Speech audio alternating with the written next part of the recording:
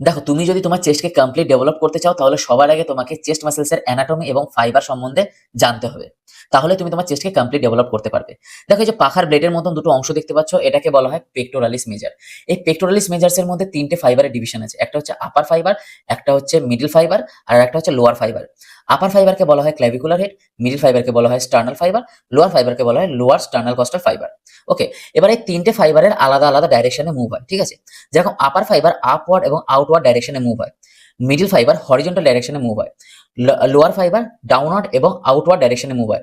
মানে এই মুভমেন্টগুলো যখনই তুমি পারফর্ম করবে, আলাদা আলাদা অ্যাঙ্গেলে এই মুভমেন্টগুলোকে যখনই পারফর্ম করবে, তখন এই আলাদা আলাদা ফাইবারগুলো হিট হবে বা আলাদা আলাদা ফাইবারগুলো এঙ্গেজ হবে, ঠিক আছে। যেরকম ধরো, তুমি যদি আপওয়ার্ড এবং আউটওয়ার্ড মুভমেন্টটাকে ফোকাস করো তাহলে তোমার আপার চেস্ট হিট হবে, যদি হরিজন্টাল মুভমেন্টে ফোকাস করো তাহলে মিডল চেস্ট হিট হবে, ঠিক আছে। ঠিক এরকমই এবার আমরা দেখব যে আপার চেস্টকে বা আপার এই চেস্ট মাসেলসের আপার ফাইবারকে টার্গেট করতে গেলে কোন এক্সারসাইজ বেস্ট, মিডল ফাইবারকে টার্গেট করতে গেলে কোন এক্সারসাইজ বেস্ট, এবং লোয়ার চেস্টকে বা লোয়ার চেস্ট ফাইবারকে টার্গেট করতে গেলে কোন এক্সারসাইজ বেস্ট।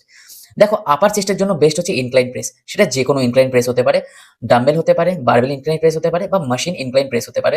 সেটা 15 to 30 ডিগ্রি অ্যাঙ্গেল হলে খুব ভালো হয়। মিডল চেস্টের ক্ষেত্রে কি হয়, ফ্ল্যাট বেঞ্চ প্রেস হতে পারে, সেটা বারবেল বেঞ্চ প্রেস হতে পারে, সেটা ফ্ল্যাট ডাম্বেল বেঞ্চ প্রেস হতে পারে, বা সিটেড মেশিন চেস্ট প্রেস হতে পারে। লোয়ার চেস্টের ক্ষেত্রে কি ডিক্লাইন ডাম্বেল বেঞ্চ প্রেস হতে পারে, স্মিথ ডিক্লাইন বেঞ্চ প্রেস হতে পারে, আবার বারবেল ডিক্লাইন বেঞ্চ প্রেস হতে পারে, আবার ডিপস হতে পারে, প্যারালাল বার ডিপস।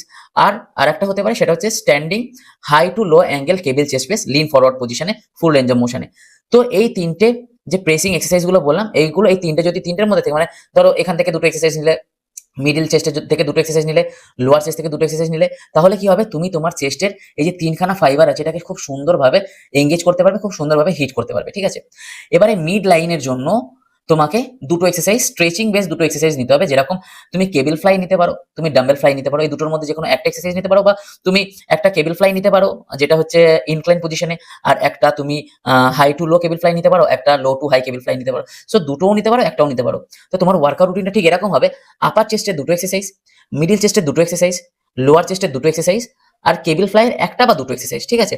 এবার যদি তোমরা সেটাকে দুদিনে ভাগ করো, ফ্রিকোয়েন্সি যদি তোমাদের বেশি থাকে, তাহলে একটা একটা একটা একটা করে একবার, আবার নেক্সট বার যখন করবে একটা একটা একটা একটা, ব্যাস। এই হয়ে গেল তোমার কমপ্লিট চেস্ট ডেভেলপমেন্টের একটা প্রোটোকল। সো এই ব্লুপ্রিন্টটা যদি তোমরা ফলো আপ করতে পারো তাহলে খুব সুন্দরভাবে তোমরা তোমাদের চেস্টকে কমপ্লিট ডেভেলপ করতে পারবে।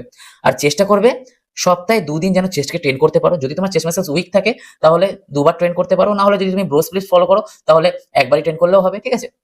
সেটা তোমার রিকভারি বুঝে পার সেশনে যেন 10 to 12 সেটস থাকে। উইকলি টোটাল সেট 16 to 20 রাখতে হবে। যদি তুমি সপ্তাহে একদিন তোমার চেস্ট মাসেলকে টার্গেট করো তাহলে 16 to 20 সেটস একদিনে করতে